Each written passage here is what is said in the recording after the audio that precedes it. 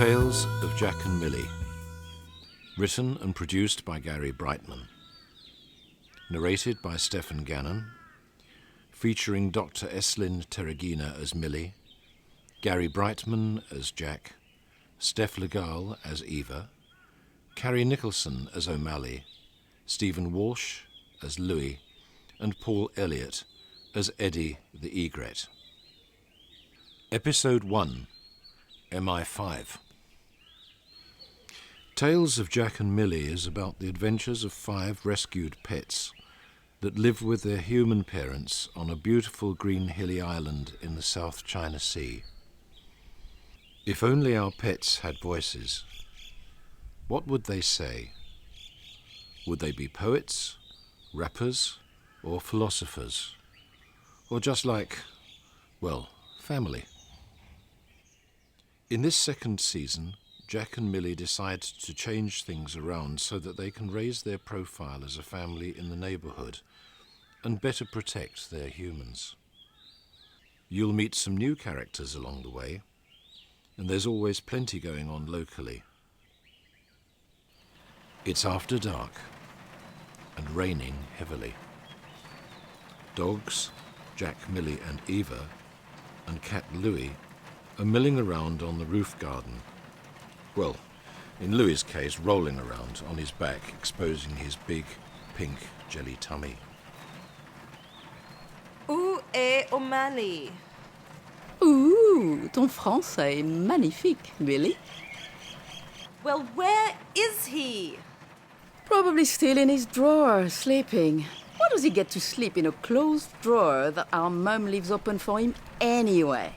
Thinks he's the big shot, and yet he's soft as a kitten's tail.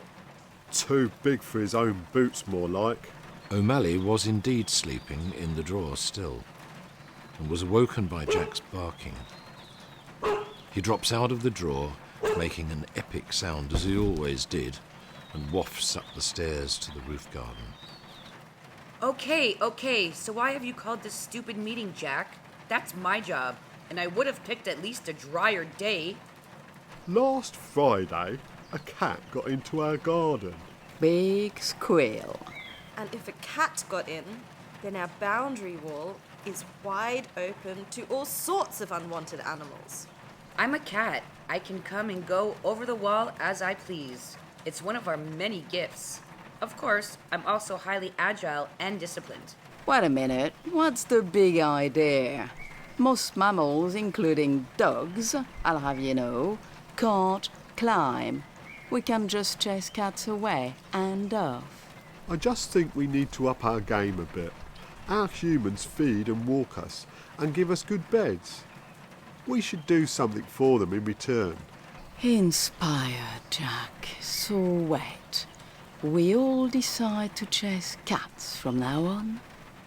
I've often found that the best form of defense is to attack first and ask questions later. If they're in any state to answer, of course. Legend, O'Malley. Personally, I've always fancied myself as a spy. But you could be onto something. If we went on the offensive, we could preempt a lot of problems. Yes. Something involving food. Yeah, we can offer problem-solving services. That way, we get all the animals on our side. Oh, so you're done rolling around, are you, Louie? Jack bites Louie's tail, and Millie pushes O'Malley off the chair with her nose. I'm in. This was rare. For once they were all talking, and in their own way agreeing with each other. Maybe a common cause was what they all needed to become a closer family. You know, I see a lot of animals with problems out there on the streets, struggling with the harsh realities. It's really sad sometimes. Oh, the drama. Sure it's not just your wild imagination, kitty soft paws? It's an opportunity to set up an agency, an animal investigation agency. Whoa, I didn't see that coming. Thought you were dozing again. So Louis' apparent downtime is actually spent processing. He doesn't say much, but when he does, it is profound. He's a deep thinker, like Sartre. He's a slow, fat cat, more like. If we worked as a team rather than a rabble, we could take over this area. Well, if we're going to work together, we need to give ourselves an identity. Maybe a name, like Canine and Feline Associates. How about spies with paws? Hey, that's not a bad idea. Canine Investigations Agency. CIA. I'm a feline, Jack, you big nerd. How about Fur and Paws Investigations, the FPI? Not edgy enough, Kittentail. Louis raised his head slowly from another seeming slumber. MI5, Mammal Investigation 5. Hold up. Hasn't that already been done? MI5. Got a ring to it.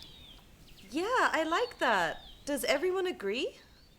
Absolutely not. MI5 it is then. Okay, so what's our MO?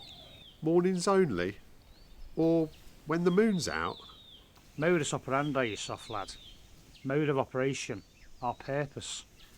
What cases do we do? How do we do them? Ooh, now you've lost me. But it was your idea in the first place, Jack. Oh, yes. Well, we do things for our neighbours so that we're popular and they like us. O'Malley falls backwards off the table, swivels around in midair and lands on his front paws, then sits on his tail and brushes his front paws.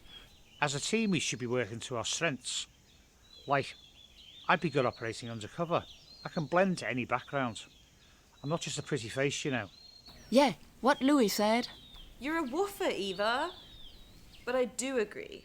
You'd be both good undercover and working on solutions. I'm happy to work with Eeva.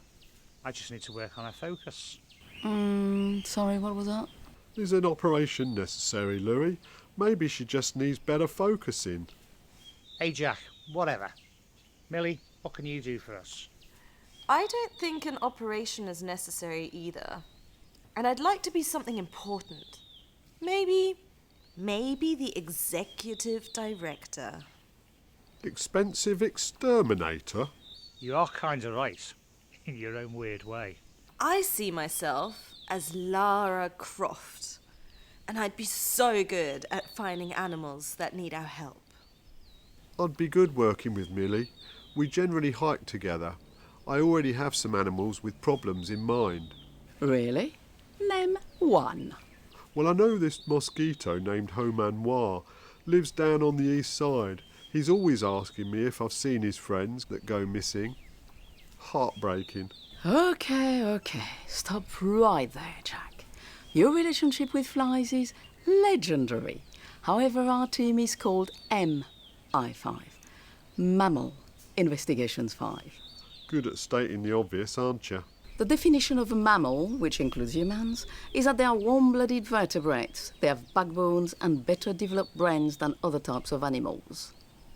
Which does make me wonder how you squeezed into that category, Jack. So, you're saying that we can't take on cases in support of flies or birds or snakes then? Well, rules are made to be broken. However, in the case of mosquitoes, they generally only live for a week. So I suspect the mystery's solved for Homer Noir's little mates. Case closed. That just leaves me, the master locksmith, stealth operator, and evidence gatherer, and obviously, chief of bureau. I agree on the first few items, but I suggest we all just let O'Malley believe he's the grand kibble. It saves time. So, as me and Louis will be going undercover, maybe we can get a coffee allowance just to keep us awake. Check, Roger. Don't forget the kibble allowance. No. Check, please, waiter. Who's Roger? So they had their names sorted. MI5. And they had their roles loosely defined within their new team. All they needed now was their first case. With that in mind, when Jack, Millie and Eeva were out with their humans for a walk one day, they each slipped off at various times to talk to other animals they met and ask them what their biggest problems were. Despite them agreeing they would focus on mammals, Jack started talking to Eddie the egret. How's it going, Bird? Not great. Oh, keep up the good work. I said not great, you moron. Unless I'm picking flies and ticks off a watered buffalo's back, I feel worthless.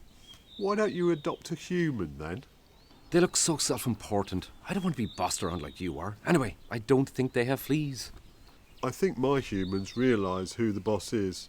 I get them to feed and walk me and give me cuddles, as and when necessary. Okay, if you must know, my biggest worry is these bird paintings appearing on the buildings everywhere. You could have just said all good and moved on.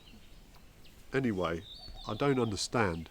Well, it started a long time ago with the giant magpie appearing on an abandoned building. And then 3 other birds appeared on the haunted house recently. Vandals, barbarians. Why would anyone do that? Oh wait, isn't that a nice thing?